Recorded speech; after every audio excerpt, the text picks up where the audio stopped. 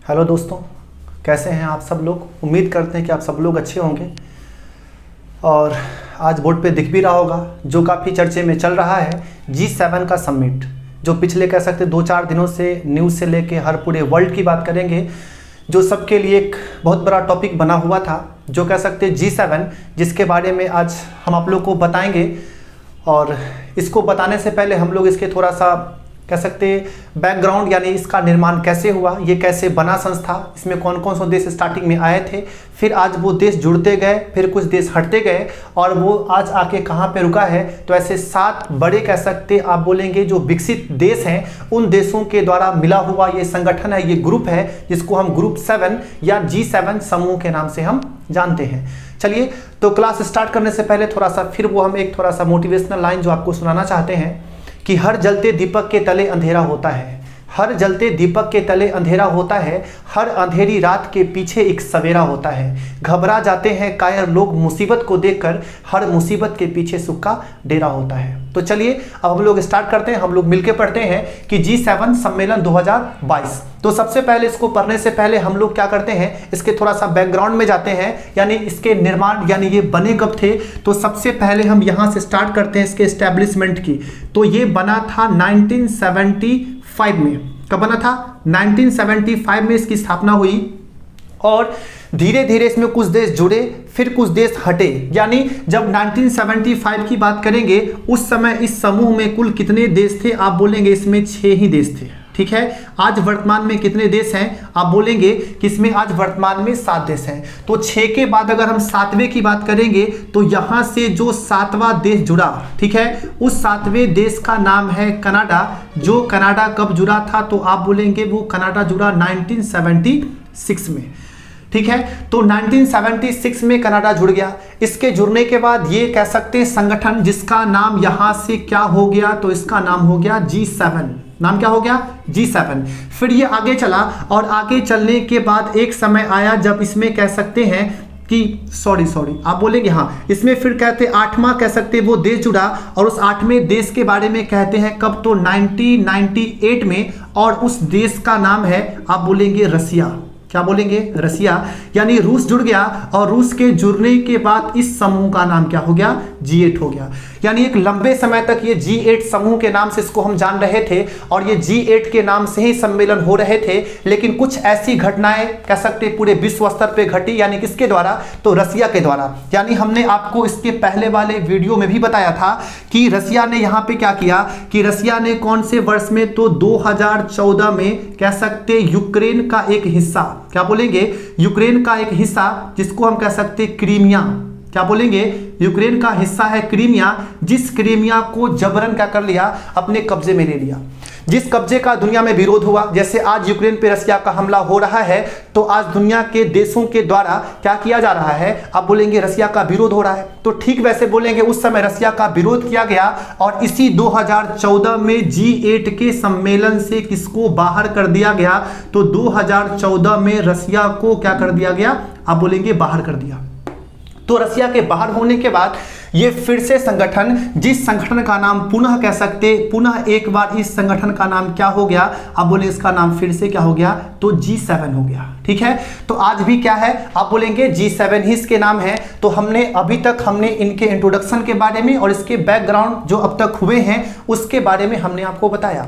अब हम लोग चलेंगे कि जो आपका ये G7 है, ये G7 का इस साल के पहले, यानी इस साल से पहले की बात करेंगे, तो इस साल से पहले की बात करेंगे तो वर्ष 2021 और 2021 की हम बात करेंगे तो ये कौन सा सीरीज था? आप बोलेंगे ये आपका था 47वां G7 का समिट, जो पिछले साल किस देश में हुआ था? आप बोलेंगे फ्रांस में हुआ था।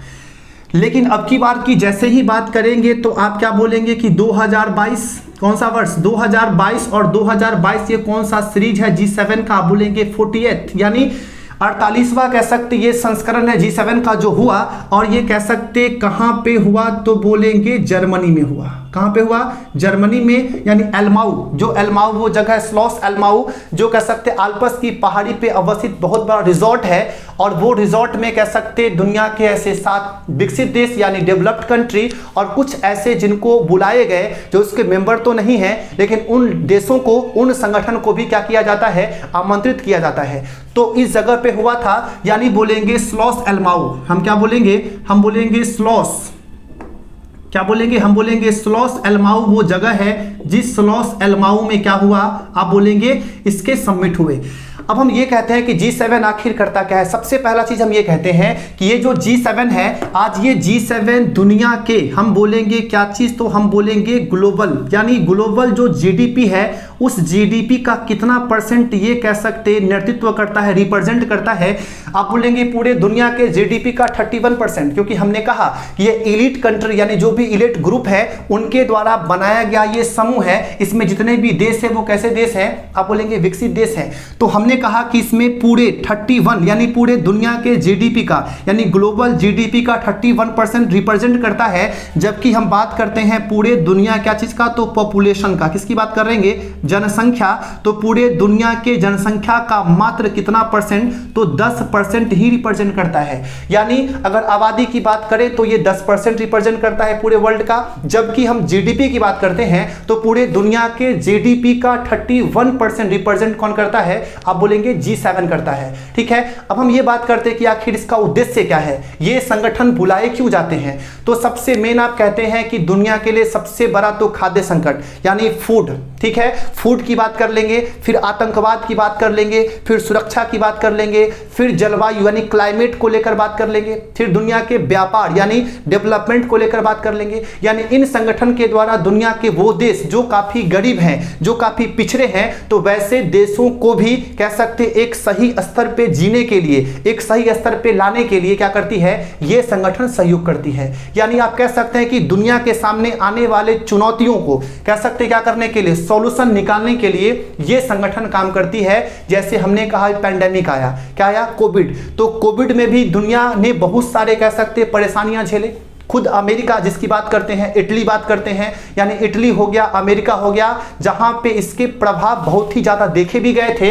तो हमने कह रहे हैं कि ये दुनिया के वो सारे चुनौती जो कह सकते पैंडेमिक हैं, जो बहुत बड़े चुनौती हैं, उन चुनौतियों का सॉल्यूशन भी निकालती है कौन? आप बोलेंगे ये बड़े संगठन जिनका नाम आज क्या है? आप बोलेंगे G7 है। अब हम लोग इसके आगे चलते हैं, आगे ये चलते हैं कि अभी जो 2022 में जो सम्मेलन हुआ, इस सम्मेलन में कुछ ऐसे लोगों ने अनुमान ये किया था, से कुछ महीने पहले की हम बात करते हैं, कि इस बार हमारे देश को आमंत्रित नहीं किया जाएगा। लेकिन ऐसा कुछ भी नहीं था, क्योंकि लोगों का ये कहना था कि रसिया और यूक्रेन के युद्ध में जो भारत है, भारत की सरकार ने न्यूट्रल रुख अपनाया है। यानी भारत ने यहाँ पे रूस के अगेंस्ट में ऐसा कुछ भी काम नहीं किया है, यहाँ पे वो न्यूट्रल रहा है। तो यहाँ पे कहीं ना कहीं आप कह सकते हैं कि इंटरनेशनल पॉलिटिक्स में, यानी जो कह सकते हैं अंतर्राष्ट्रीय जो राजनीति है, यहाँ पे भारत का पकड़ अच्छा कह सकते होता हुआ दिखाई पड़ रहा है। क्योंकि हम ये कह रहे हैं कि पहले ऐसा कहा जाता था कि भारत अगर इसका सपोर्ट ना करेगा तो जो G7 वाले देश है भारत का सपोर्ट नहीं करेंगे,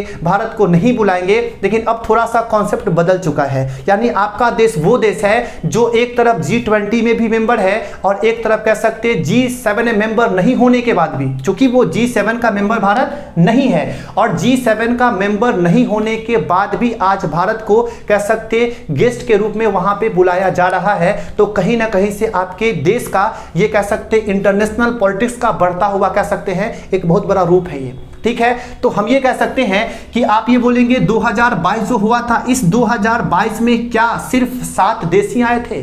नहीं, वो 7 देश जो इसके मेंबर तो हैं, इसके अलावे इसमें अन्य सारे संगठन और अन्य सारे देश को गेस्ट के रूप में आमंत्रित किया गया। तो सबसे पहला हम लोग ये देखेंगे कि अगर बोले कि एक जो आमंत्रित था, जो लगभग हर कह सकते समिट में आमंत्रित होता ही होता है, जिसमें आप बोल सकते क्या चीज? यूरोपीय यूनियन। यूरोपीय यूनियन की बात करेंगे, जो यूरोपीय यूनियन तो हमेशा लगभग ये आमंत्रित रहता ही रहता है, जिसमें आपको बता चुके थे वर्तमान में यूरोपीय यूनियन में कितने देश हैं तो 27 हैं। दूसरा हम कह सकते हैं कि जो आपके दुनिया के बड़े बड़े ऑर्गेनाइजेशन हैं, जो बड़े बड़े संगठन हैं, वो संगठन भी लगभग इस कह सकते समिट में क्या रहते हैं, आमंत्रित रहते हैं, जिसमें से आप कह सकते हैं कौन, वर्ल्ड ट्रेड ऑर्गेनाइजेशन WTO, फिर क्या बोलेंगे WHO, फिर क्या बोलेंगे वर्ल्ड बैंक, फिर क्या बोलेंगे IMF, फिर क्या बोलेंगे UN। तो WTO हो गया, WHO हो गया, फिर बोलेंगे वर्ल्ड बैंक हो गया, IMF हो गया, फिर बोलेंगे UN हो गया। यानी ये सारे संगठन जो इस समिट में क्या रहते हैं, कह सकते हैं आमंत्रित रहते हैं और लगभग होने वाले हर सम्मेलन में ये हिस्सा लेते हैं। ठीक है, अब सबसे फोकस करने की बात है कि इस बार जो देश, वैसे देश जो G7 के मेंबर तो नहीं हैं, लेकिन G7 के मेंबर नहीं होने के बावजूद भी उन्हें इस बार आमंत्रित किया गया। उसमें से एक देश जिसको आप कहते हैं कौन सा, दक्षिण अफ्रीका। क्या बोलते हैं, आप बोलेंगे दक्षिण अफ्रीका। जो दूसरे देश की बात करेंगे उस देश का नाम है सेनेगल। नाम क्या है, आप बोलेंगे सेनेगल। और एक देश जिसको बोलते हैं इंडोनेशिया। क्या बोलिएगा, इंडोनेशिया। और एक देश की बात करते हैं अर्जेंटीना। क्या बोलेंगे, अर्जेंटीना। और एक देश जिसकी बात करते हैं आपका अपना भारत, जिस भारत पे ये कहा जा रहा था कि भारत को हो सके तो इस बार आमंत्रित नहीं किया जाएगा, लेकिन ऐसा कुछ भी नहीं रहा। खास के आपके भारत को एक अच्छे तरीके से वहां पे कह सकते रिप्रेजेंट करने का मौका मिला। तो ऐसे देश जो कह सकते मेंबर नहीं होते हुए भी, यानी 1 2 3 4 5 ऐसे 5 देश जो इस बार G7 के समिट में क्या किए गए थे, आप बोलेंगे आमंत्रित थे। तो हमने ये कहा कि सेनेगल जो देश की बात करते हैं, इस सेनेगल की कह सकते कौन से महादेश में है, आप बोलेंगे सेनेगल जो देश है वो कौन से महादेश में है, आप बोलेंगे अफ्रीका महादेश में है। कहाँ पे है, अफ्रीका में है। और पूछेगा सेनेगल की क्या चीज, आप बोलेंगे राजधानी, जो कहाँ पे है, आप बोलेंगे डकार है। कहाँ पे है, डकार। तो ये कह सकते हैं अफ्रीकी कॉन्टिनेंट का एक देश है, जिस देश का नाम क्या है, आप बोलेंगे सेनेगल है। और सेनेगल की राजधानी कहाँ पे, आप बोलेंगे डकार है। तो ऐसे देश जो इस बार G7 में आमंत्रित रहे।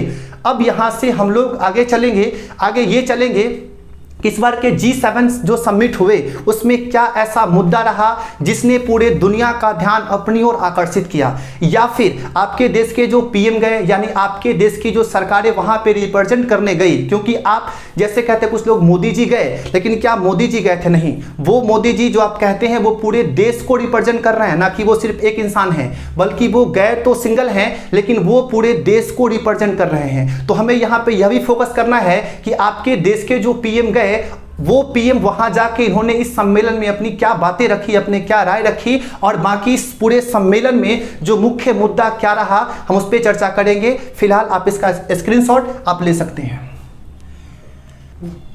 चलिए, हम लोग अब G7 में जो देखे थे, अगर पूछे कि वर्तमान में वो 7 देश हैं कौन, ठीक है, तो सबसे पहले हम वो बात करेंगे नॉर्थ अमेरिका के 2 देश हैं, जिसमें एक देश का नाम है कनाडा, और नंबर 2 पे बात करेंगे US यानी अमेरिका, और नंबर 3 अब यूरोप में आते हैं। यूरोप में एक देश है जिसका नाम आप बोलेंगे फ्रांस, और नंबर 4 पे हम बात करेंगे किसका, तो हम बोलेंगे इटली का, और नंबर 5 पे जो बात करेंगे उस देश का नाम क्या है, आप बोलेंगे जर्मनी, जहां पे ये सम्मेलन हुआ।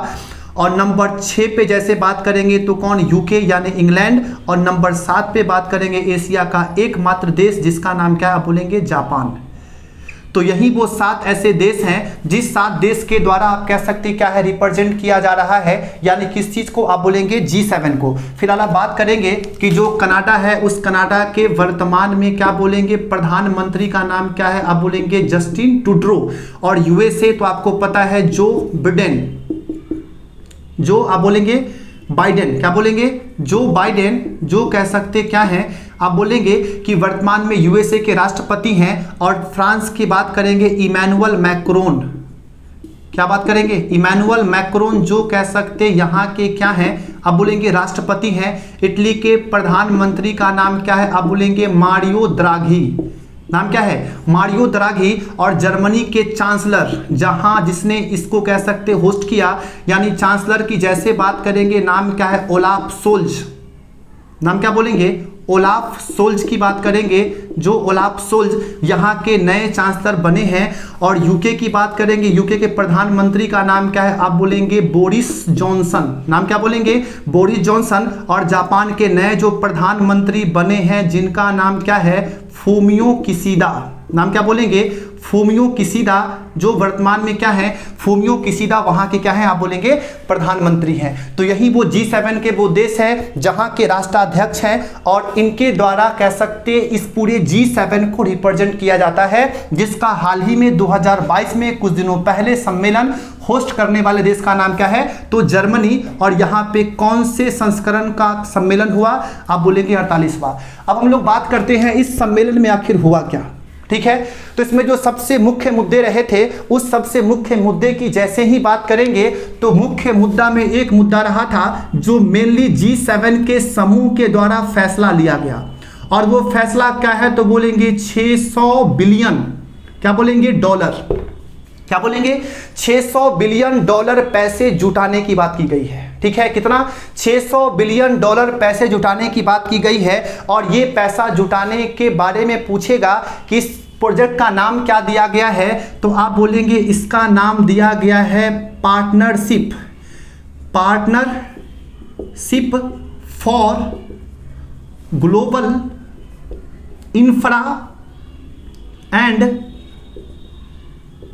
इन्वेस्टमेंट, ठीक है। तो हम क्या बोल रहे हैं कि जो आपका क्या नाम दिया गया है, partnership for global infra and investment, यानी आप बोलेंगे क्या चीज, PTGI, ठीक है। तो PTGII यानी बोलेंगे partnership for global infra and investment, यानी 600 बिलियन डॉलर कह सकते जमा करने की बातें की गई है। यानी ये जमा करने के पीछे का जो मोटो है, जो मुख्य उद्देश्य क्या है, उद्देश्य ये है कि दुनिया के वैसे देश जो कह सकते इस आर्थिक स्थिति में काफी पीछे चल रहे हैं, जहां पे काफी भुखमरी है, जहां पे बहुत गरीबी आ चुकी है, तो वैसे देशों को एक लेवल पे लाने के लिए ये कह सकते पैसा जुटाने की बात इन संगठन ने किया है। लेकिन इसका मुख्य मुद्दा क्या है, मुख्य मुद्दा यह है कि इस पैसे को जुटाकर जो G7 के देश हैं वो चाइना को काउंटर करना चाह रही है। किसको, यहां पे मेन टारगेट देश ऐसे है कौन, तो आप बोलेंगे चीन, क्योंकि चीन इस G7 का मेंबर नहीं है, ठीक है। चीन क्या है, G7 का मेंबर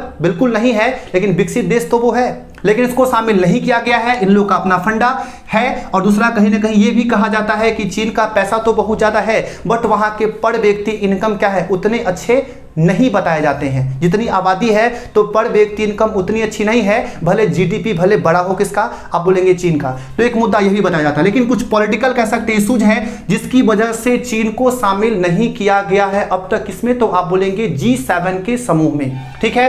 तो हमने कहा इसमें मुख्यतः ये जो योजना बना है G7 के द्वारा, ये मुख्यतः इसको काउंटर करने के लिए आप बोलेंगे चीन। और चीन का कौन सा प्रोजेक्ट, तो बोलेंगे बेल्ट एंड रोड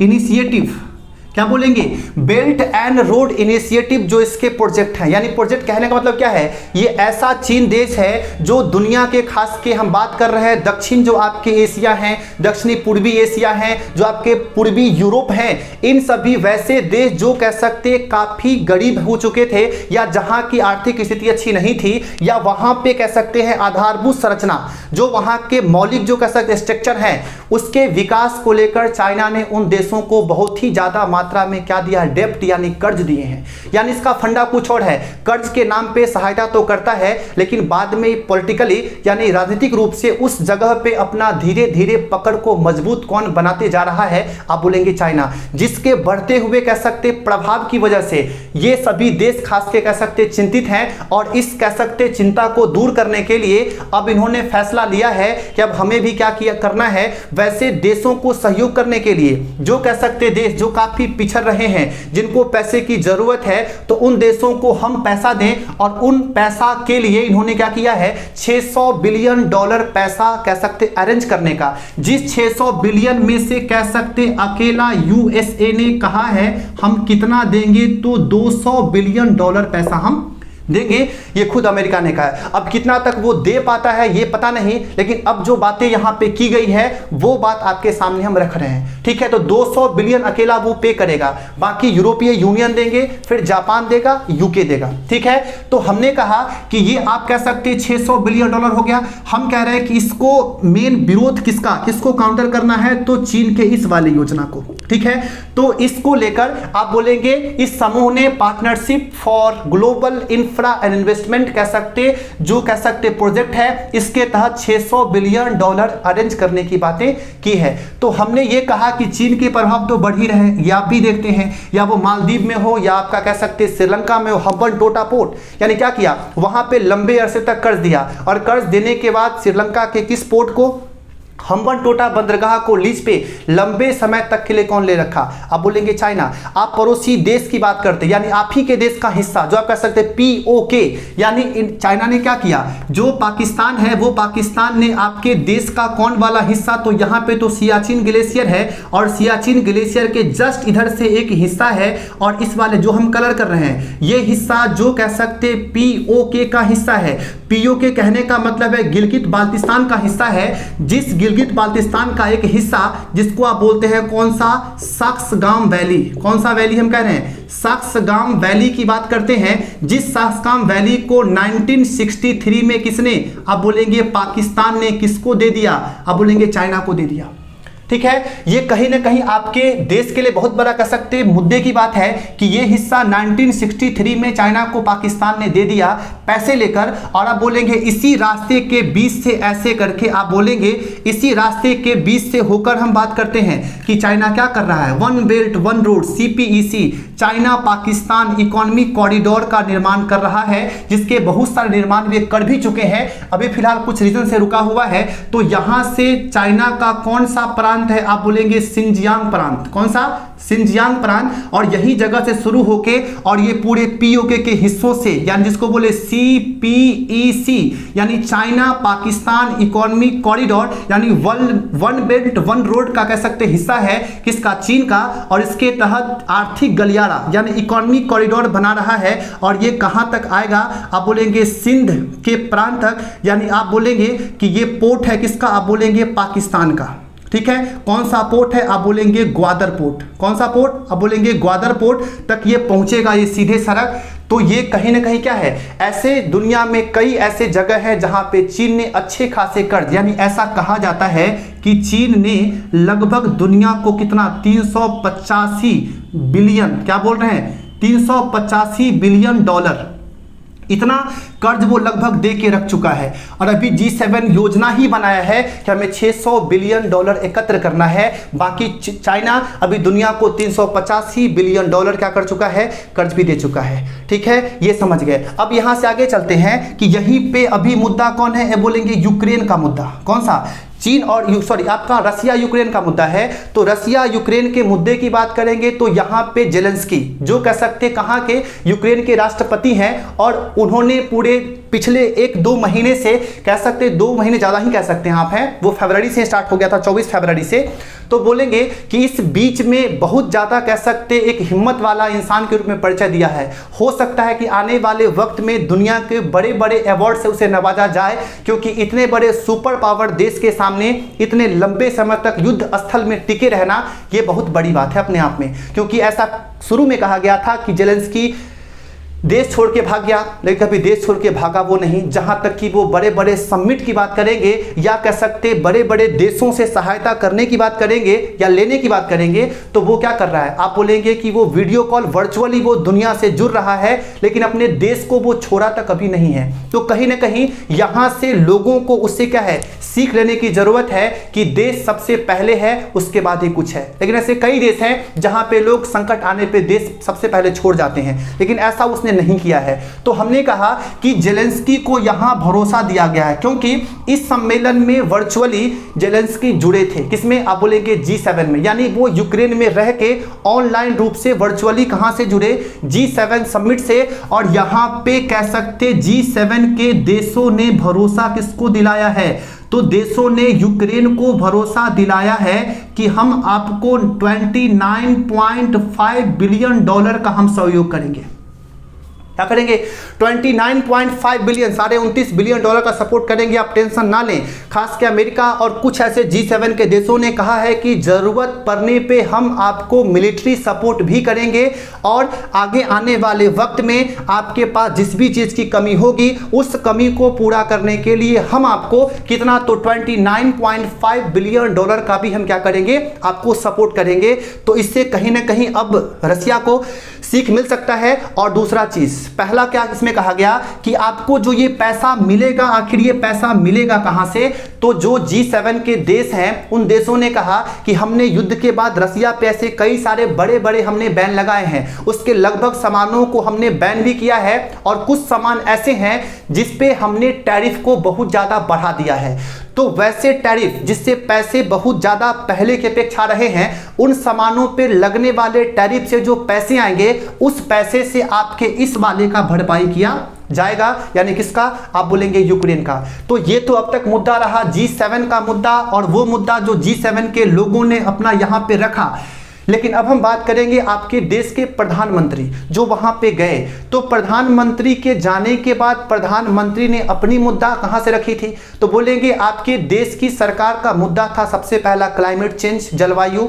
दूसरा कह सकते खाद्य संकट, ये था। तो मेनली हम यहां पे बात करेंगे जलवायु पे, ठीक है, यानी क्लाइमेट को लेकर, क्योंकि पूरे दुनिया के क्लाइमेट तेजी से बदल रहे हैं। और आप सबसे आश्चर्य की बात यहां पे देखेंगे, यानी आपके प्रधानमंत्री ने यहां पे क्या कहा, किस चीज को लेकर? तो क्लाइमेट को लेकर, जलवायु को लेकर, ठीक है।